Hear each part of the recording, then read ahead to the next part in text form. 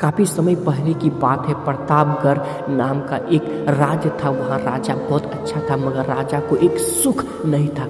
वह यह कि उसके कोई संतान नहीं थी।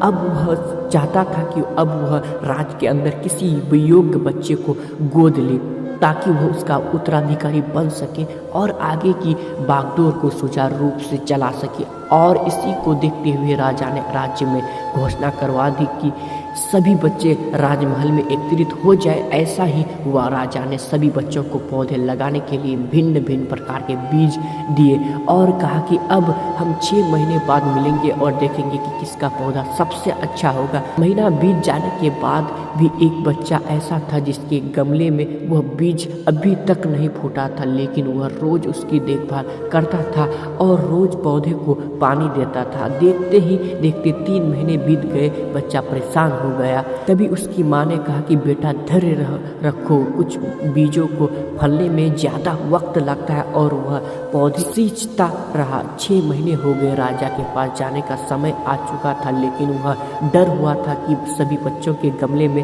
तो पौधे होंगे और उसका गमला में खाली होगा। लेकिन वह बच्चा ईमानदार था और सारे बच्चे राजमहल में आ चुके थे। कुछ बच्चे जोश में भरे हुए थे क्योंकि उनके अंदर राज्य का उत्तराधिकारी बनने की प्रबल लालसा थी। अब राजा ने आदेश दिया, सभी बच्चे अपने अपने गमले दिखाने लगे, मगर एक बच्चा सहमा हुआ था क्योंकि उसका गमला खाली था। तभी राजा की नज़र उस गमले पर पड़ गई। उसने पूछा, तुम्हारा गमला तो खाली है। तो उसने कहा, लेकिन मैंने इस गमले की 6 महीने तक देखभाल की है। राजा उसकी ईमानदारी से खुश था।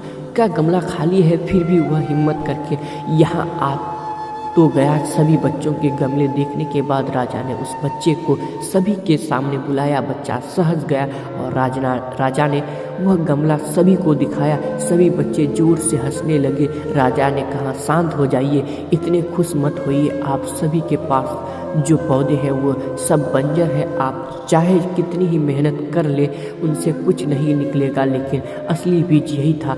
राजा उसकी ईमानदारी से बेहद खुश हुआ और उस बच्चे को राज्य का उत्तराधिकारी बना दिया गया। लेकिन हमें इस कहानी, इस स्टोरी से क्या सीखने को मिला? मेरे हिसाब से अपने अंदर ईमानदारी का होना बहुत ज़रूरी है। अगर खुद के साथ ईमानदार है तो जीवन के किसी न किसी पड़ाव में सफल हो ही जाएंगे, क्योंकि हमारी औकात हमें ही पता होती है।